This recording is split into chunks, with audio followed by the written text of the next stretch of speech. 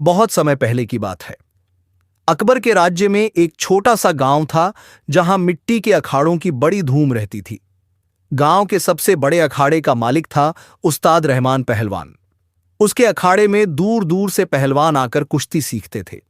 उसी अखाड़े में काम करता था एक दुबला पतला लड़का, बिट्टू। बिट्टू का शरीर कमजोर था लेकिन दिल बहुत बड़ा था।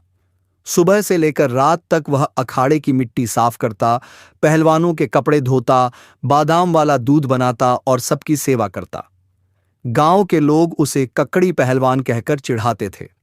एक दिन उस्ताद रहमान जोर से बोले, ओए बिट्टू, मिट्टी में एक भी कंकड़ नहीं रहना चाहिए। अगर मेरे पहलवानों को चोट लग गई ना तो मुकद्दर की जगह तुझे घुमा देंगे। जी उस्ताद जी, बिट्टू डरते हुए बोला। उसकी मां कई महीनों से बीमार थी, घर में पैसे नहीं थे, फिर भी बिट्टू कभी शिकायत नहीं करता था। रात को वह मां के पैर दबाता और मंदिर जाकर हनुमान जी से प्रार्थना करता, मेरी मां को ठीक कर दो प्रभु। एक दिन उसकी मां की हालत बहुत बिगड़ गई। बिट्टू उन्हें वैद्य के पास लेकर गया। वैद्य ने कहा, 1 महीने के अंदर इलाज नहीं कराया तो जान भी जा सकती है। यह सुनते ही बिट्टू की आंखों में आंसू भर आए। अगले दिन वह अखाड़े पहुंचा। वहां सभी पहलवान हंस रहे थे। उसी समय बिट्टू ने हिम्मत करके पूछा, अगर मैं भी दंगल लड़ूं तो क्या मुझे पैसे मिल सकते हैं? पूरा अखाड़ा ठाकों से गूंज उठा। लीलू पहलवान हंसते हुए बोला, अरे इससे तो दूध की बाल्टी नहीं उठती, ये पहलवान बनेगा। उस्ताद रहमान गुस्से में बोले, अगर इतना ही शौक है तो आज ही लड़ ले। बिट्टू अखाड़े में उतरा, लेकिन लीलू ने उसे पल भर में पटक दिया। सब उसका मजाक उड़ाने लगे। अपमान से टूटकर बिट्टू रोता हुआ मंदिर पहुंच गया। हे बजरंगबली, मैंने किसी का क्या बिगाड़ा है? सब मेरा मजाक क्यों उड़ाते हैं? तभी पीछे से आवाज आई, अरे कोई उस बंदर को पकड़ो, वो मेरी अंगूठी लेकर भाग गया। बिट्टू तुरंत उस बंदर के पीछे दौड़ पड़ा। बंदर जंगल के एक विशाल बरगद पर जा बैठा। तभी वह बोल उठा, असल ताकतवर वो नहीं जिसकी देह में बल, सच्चा वीर वही बने जिसके मन में दया और साहस अटल। इतना कहकर बंदर आसमान में गायब हो गया और एक चमकती अंगूठी बिट्टू के हाथ में आ गिरी। बिट्टू ने जैसे ही अंगूठी पहनी, उसे शरीर में एक अद्भुत शक्ति महसूस हुई। वापस लौटते समय उसने एक किसान की 50 किलो की गेहूं की बोरी अकेले उठा ली। किसान दंग रह गया। अगले दिन बिट्टू फिर अखाड़े पहुंचा और बोला, उस्ताद जी, मैं फिर से कुश्ती लड़ना चाहता हूं। इस बार उसने लीलू को एक हाथ से उठाकर जमीन पर पटक दिया। पूरा अखाड़ा स्तब्ध रह गया। धीरे धीरे बिट्टू हर दंगल जीतने लगा। गांव गांव उसका नाम गूंजने लगा। उसकी मां का इलाज भी हो गया। अब लोग उसे सम्मान देने लगे थे। लेकिन लीलू के मन में जलन भर गई। एक शाम वह मीठी बातें करके बिट्टू से उसकी ताकत का राज पूछ बैठा। भोला बिट्टू सारी बात बता गया और अंगूठी भी दिखा दी। मौका मिलते ही लीलू अंगूठी लेकर भाग गया। अगले दिन अजीब घटना हुई।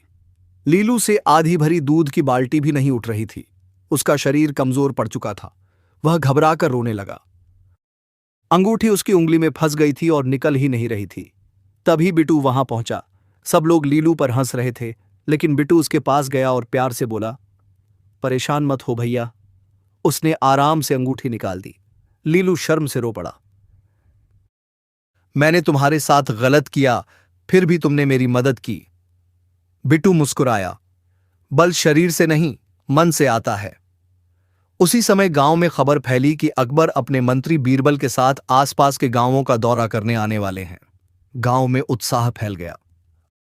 अकबर को कुश्ती का बहुत शौक था, इसलिए गांव वालों ने एक विशाल दंगल का आयोजन किया। दंगल वाले दिन हजारों लोग जमा हुए। अकबर और बीरबल ऊंचे मंच पर बैठे थे। अकबर बोले, बीरबल, सुना है यहां एक ऐसा पहलवान है जिसने बड़े बड़े पहलवानों को धूल चटा दी। बीरबल मुस्कुराए। जहां पना, असली ताकत हमेशा शरीर में नहीं होती। तभी अखाड़े में एक विशाल पहलवान उतरा, भैरव सिंह। उसका शरीर पहाड़ जैसा था। उसने गर्व से कहा, क्या इस गांव में कोई है जो मुझसे लड़ सके? सब डर गए। उस्ताद रहमान ने कांपते हुए बिट्टू की ओर देखा। बिट्टू, अब गांव की इज्जत तेरे हाथ में है। बिट्टू अखाड़े में उतर गया। लोग हंसने लगे। अरे ये दुबला लड़का भैरव से लड़ेगा। भैरव सिंह जोर से हंसा। बेटा, अभी भी मौका है, भाग जा। लेकिन बिटू शांत रहा। कुश्ती शुरू हुई। भैरव बिजली की तरह बिटू पर झपटा। बिटू ने फुर्ती से उसका हाथ पकड़ा और पल भर में उसे मिट्टी में पटक दिया। पूरा मैदान तालियों से गूंज उठा। अकबर अपनी जगह से खड़े हो गए। वाह, कमाल कर दिया इस लड़के ने। लेकिन तभी बीरबल की नजर बिटू की चमकती अंगूठी पर पड़ी। वे समझ गए कि इसमें कोई रहस्य है। दंगल खत्म होने के बाद बीरबल ने बिटू को बुलाया और सारी सच्चाई पूछी। भोले बिटू ने जंगल, बंदर और अंगूठी की पूरी बात बता दी। बीरबल कुछ देर सोचते रहे, फिर बोले, जहां पनाह, मेरी एक परीक्षा लेने की अनुमति दीजिए। अगले दिन बीरबल ने बिटू को बिना अंगूठी के अखाड़े में बुलाया। सामने 3 पहलवान खड़े थे। सबको लगा बिटू हार जाएगा, लेकिन बिटू ने अपने साहस और अभ्यास के दम पर तीनों को हरा दिया। अकबर आश्चर्य से बोले, यह कैसे संभव हुआ? बीरबल मुस्कुराए, जहां पनाह, अंगूठी ने इसे ताकत नहीं दी। अंगूठी ने केवल इसके अंदर छिपा आत्मविश्वास जगाया। असली शक्ति इसके मन में थी। फिर बीरबल ने सबकी ओर देखकर कहा, जिस इंसान के मन में दया, साहस और सच्चाई हो, उसे दुनिया की कोई ताकत कमजोर नहीं कर सकती। अकबर बहुत प्रसन्न हुए। उन्होंने बिटू को राजकीय पहलवान घोषित कर दिया और उसकी मां के लिए सोने के सिक्के भेंट किए। उस्ताद रहमान की आंखें शर्म से झुक गईं। बेटा, हमने तुझे हमेशा छोटा समझा, हमें माफ कर दे। बिटू मुस्कुराया। उस्ताद जी, आपने ही मुझे मेहनत करना सिखाया है।